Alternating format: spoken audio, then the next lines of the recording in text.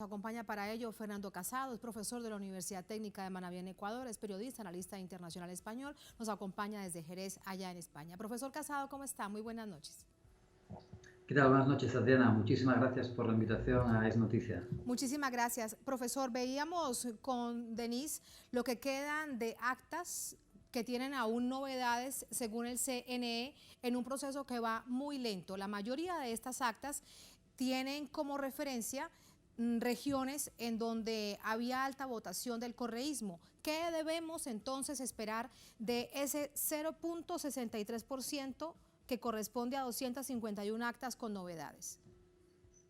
Bueno, pareciera que la tendencia es irreversible. Esas provincias de la costa votaron mayoritariamente por Andrés Arauz, pero también votaron en segunda instancia por Guillermo Lasso. En algunas ocasiones, como ocurre en la provincia del Guayas, 3-1, ¿no? 25% Andrés Arauz, perdón, Guillermo Lasso y aproximadamente un 8% para Yacu Pérez.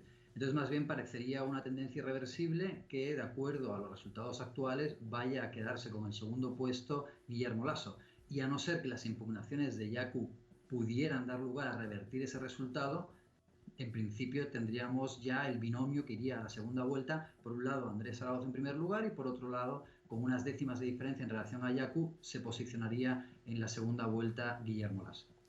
¿Qué desafíos implica todo este panorama postelectoral, post primera vuelta, profesor, para el candidato que va en primer lugar, Andrés Arauz? De hecho, en los principales titulares en el Ecuador particularmente, la atención máxima se centra en los candidatos que se disputan en la segunda vuelta. Andrés Arauz ya ha comenzado campaña para el balotaje. Hoy ha dicho que debe mantenerse precisamente la calma y que no puede haber ningún intento de atentar en contra de la autoridad electoral. ¿Qué desafíos implica para este candidato que ganó en primera vuelta esto que está sucediendo? Bueno, el candidato Andrés Arauz ya está en una situación pues, de tranquilidad y con una mayoría holgada. Empieza, como has dicho, a preparar la segunda vuelta y empieza ya a hacer campaña recorriendo el país. Y dentro de lo que sería el grupo de los perdedores, pues también vemos que hay una recomposición, ¿no? Por un lado, Javier Servas, que es la gran sorpresa y que en principio habría conseguido introducirse en la carrera, aunque quedara al final en cuarto lugar, con una propuesta en principio conciliadora de centro-izquierda, que no entraba dentro de esa lógica correísmo versus anticorreísmo. Ahora, en cambio, por ejemplo, está repitiendo continuamente un mantra de que no hay que apoyar a la izquierda extrema, populista y corrupta, haciendo referencia a Andrés Arauz. Y de la misma forma, ya se abrió la posibilidad de diálogo entre Guillermo Lasso y Yacu Pérez y pareciera que están empezando a llevar a cabo una negociación de cuál sería el escenario más proclive para una segunda vuelta en la que el desgaste de ambos no implicara reforzar todavía más la candidatura de Andrés Arauz. Por lo tanto, creo que hay una recomposición y al igual que vimos en la primera etapa de esta campaña electoral, un total de 16 binomios, pero que en realidad eran 15 binomios contra uno, pareciera que va a ocurrir algo parecido para la segunda vuelta. Se están recomponiendo las posiciones y aunque parecieran programáticamente totalmente antagónicas, Yacu Pérez y Guillermo Lasso, pues parece que en este momento ya hay un inicio de negociación para que el que quede en segundo lugar, que pareciera que va a ser Guillermo Lasso, reciba el apoyo tanto de Xavier Servas, cuarto lugar, como de Yacu Pérez, segundo lugar. Entonces, de nuevo, una recomposición de toda la oposición que parece que tiene como principal motivo de campaña el anticorreísmo. Precisamente hay una reunión que de eso ya nos adelantaba nuestra corresponsal en Quito de Lasso y de Yacu Pérez mañana, y hay un tuit de la misión de la observación de la Organización de Estados Americanos. Vamos a ponerlo en pantalla para preguntarle a usted su análisis acerca nada más y nada menos que la Organización de Estados Americanos, que bien sabemos cómo ha actuado en nuestra América Latina. Recordemos hace solamente un año que fue clave, fue quien dio la estocada final al golpe de Estado en contra del presidente Evo Morales. Ahí está en pantalla y dice: como jefa de la misión de observación electoral OEA en Ecuador, saludo que los candidatos Yacu Pérez y Lasso Guillermo hayan acordado reunirse mañana viernes en la sede del CNGOP en Ecuador. La misión estará presente en el encuentro. Informa entonces que esta misión estará presente en el encuentro. ¿Qué debemos entender de este mensaje, profesor Casado?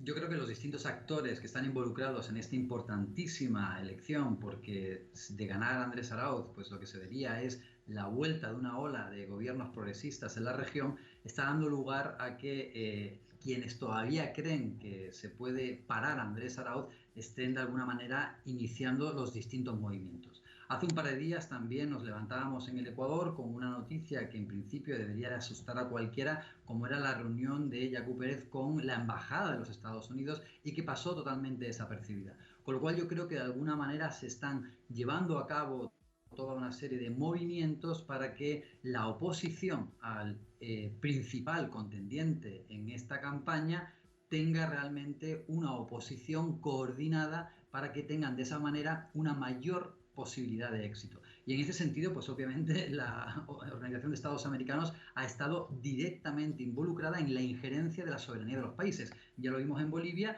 y lo hemos visto también con el hostigamiento que se ha hecho a todos los gobiernos progresistas en la región. Así es, y la OEA, bueno, de primera seguro llegará muy temprano y se ubicará muy bien en esa reunión de mañana. Hay una pregunta muy recurrente al candidato de la Revolución Ciudadana, Andrés Arauz, por parte de los medios de comunicación, que ¿con quién prefiere esta contienda para el balotaje? ¿Si con Guillermo Lasso o con Yacu Pérez? Él dice que en ese asunto él no se va a entrometer, que la autoridad electoral tiene que decidir quién ganó y que aceptará cualquier resultado. Pero si lo vemos de una manera objetiva, ¿cuál puede ser el mejor escenario para Andrés Arauz en este segundo balotaje? ¿Con Guillermo Lasso o con Yacu Pérez? Yo diría que con Guillermo Lasso está más definido el oponente. Es decir, claramente Guillermo Lasso tiene una agenda neoliberal, es una agenda también perdedora en esas elecciones, porque en principio el 70% de las opciones habrían ido directamente a posiciones antineoliberales. En ese sentido, se difuminaría de alguna manera ese antineoliberalismo en caso de que llegara a la segunda, a la contienda por el balotaje Yacu Pérez.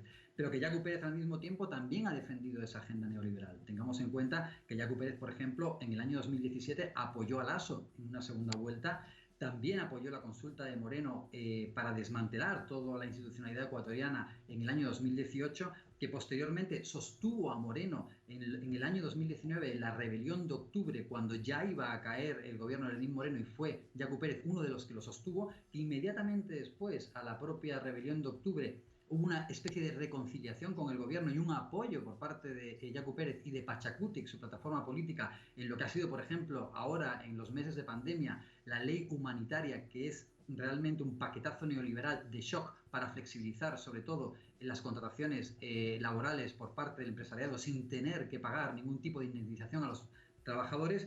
Y esto, que en principio la mayor parte de los votantes de Yacu Pérez no lo perciben tan claramente porque han votado por lo que serían las reivindicaciones que ha presentado durante la campaña Yacu Pérez, que es sobre todo una sociedad post-extractivista, un ecologismo y los derechos de la madre naturaleza, pues creo que se define mucho mejor con Guillermo Lasso en una segunda vuelta. Sin embargo, estas negociaciones que hay ahora mismo con Yacu Pérez, lo que también dan a entender es que esta agenda neoliberal está muy presente en ambos y que no tienen ningún problema en ponerse a negociar.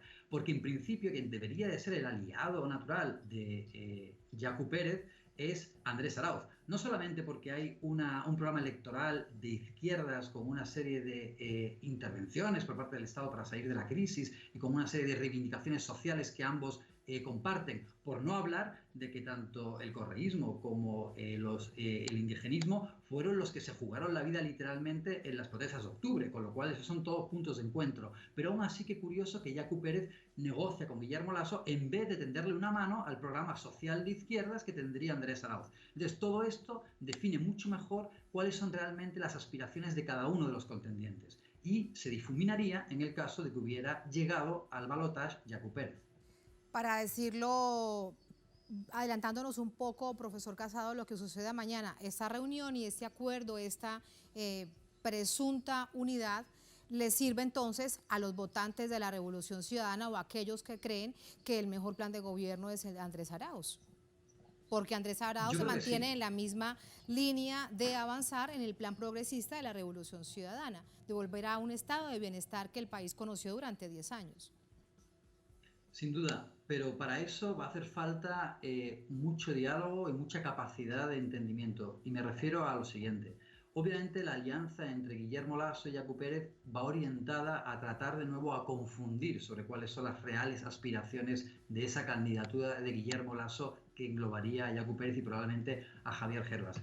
Entonces, en ese sentido, como va a tener de nuevo Andrés Arauz la cancha inclinada, porque va a tener a todos los medios de comunicación en contra, va a tener también a todos los poderes fácticos tratando de hacer campaña, ya sea sucia o simplemente apoyo económico a Guillermo Lasso, va a ser fundamental la posibilidad de comunicar el programa y también el de debatir. Creo que ahora es el momento de tratar de echar a un lado todo ese ruido que se generó en la primera fase de la campaña para que realmente Andrés Arauz pueda presentar sin tanto ataque o por lo menos con mayor solvencia al haber solamente dos candidatos en liz la posibilidad de presentar su programa y de darlo a conocer a la ciudadanía. Porque yo estoy seguro de que por mucho que Javier Hervas y Yacu Pérez apoyen a Guillermo Lasso y ataquen a Andrés Arauz, sus votantes que han votado fuera de esa lógica correísmo y anticorreísmo que son la que intenta incentivar Yacu Pérez y Javier Hervas, probablemente sus votantes no van a hacerles caso si se comunica bien ese programa electoral que tendría que presentar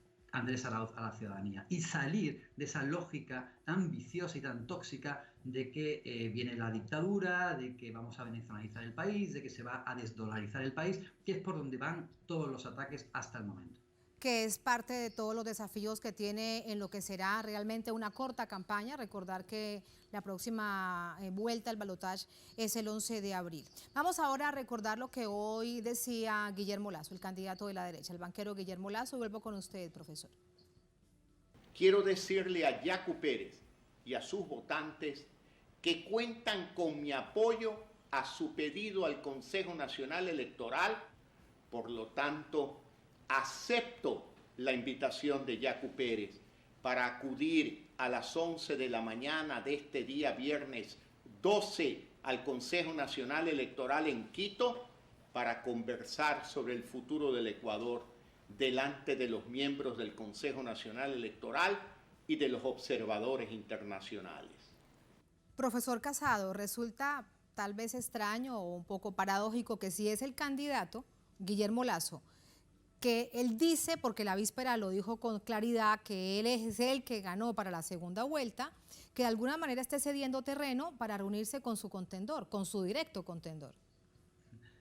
Paradójico y contradictorio, sobre todo cuando hace Además, 24 horas estaban apuñalándose y cuando Yacu Pérez prácticamente estaba afirmando que Guillermo Lasso le estaba robando la elección, le estaba robando la victoria, además aliado con Andrés Arauz, ¿no? Que es lo más curioso del asunto. Andrés Arauz y la plataforma del correísmo, que no ha tenido nada fácil haberse podido finalmente presentar a estas elecciones porque le han puesto todas las dificultades. De hecho, no van con tolda propia, van con una tolda que consiguieron prestada, entre comillas, in extremis en los últimos días de las inscripciones de los candidatos, cuando no se les ha permitido hacer una campaña ni siquiera utilizando la voz o la imagen de Rafael Correa, cuando han tenido todas las dificultades del mundo. Pero aún así, hace 24 horas le criticaba o le acusaba a Yacu Pérez, a Guillermo Lasso, de estar en connivencia con el correísmo robándole las elecciones. Y, oh sorpresa, 24 horas después se sientan a negociar, ¿no? Yo espero que todo este tipo de movimientos tan paradójicos y extremadamente contradictorios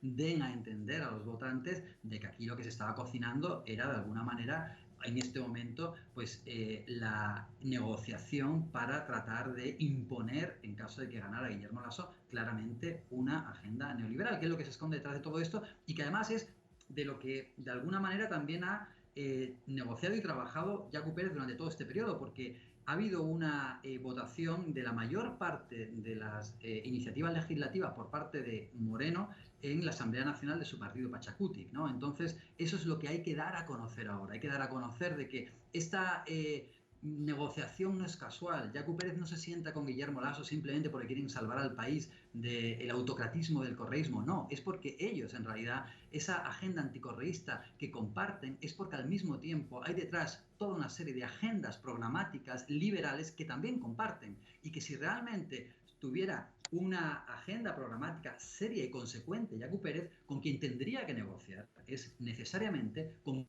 quien tiene una mayor afinidad supuestamente ideológica, que es Andrés Arauz. Y de ahí que no se entiendan estas contradicciones tan profundas que en pocas horas está teniendo Yacu Pérez.